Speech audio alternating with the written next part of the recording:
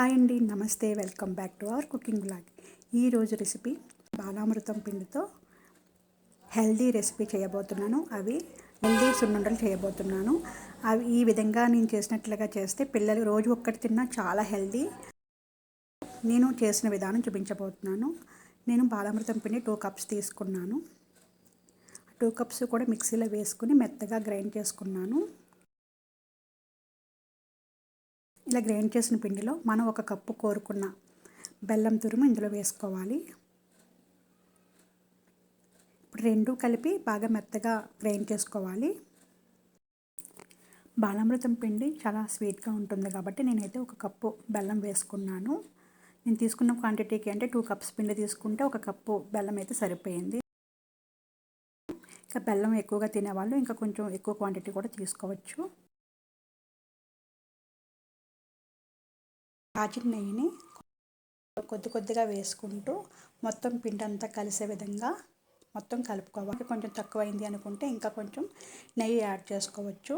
మనం నెయ్యి ఎంత వేస్తే అంత బాగుంటుంది. లడ్డు కూడా బాగా వస్తుంది. తినడానికి కూడా ఎంతో టేస్టీగా ఉంటుంది.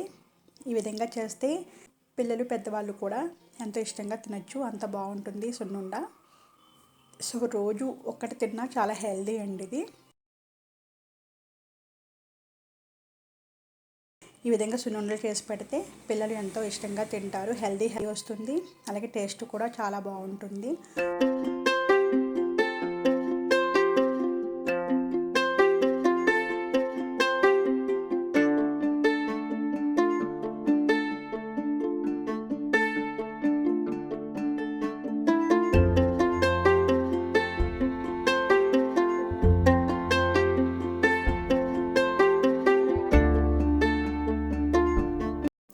చూసారు కదా, ఈ విధంగా రెడీ అయిన సున్నుండల్ని ఒక స్టోరేజ్ బౌల్లో తీసుకుని మనం స్టోరేజ్ చేసుకుంటే ఎన్ని రోజులైనా నిల్వ ఉంటాయి. ఇది రోజు ఒక లడ్డు తిన్నా చాలా హెల్దీ అనమాట, పిల్లలకైనా ఎవరికైనా.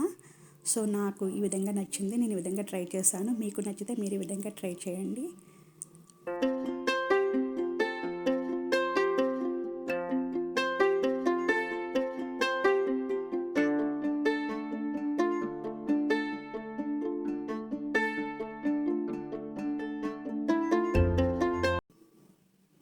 Thank you for watching.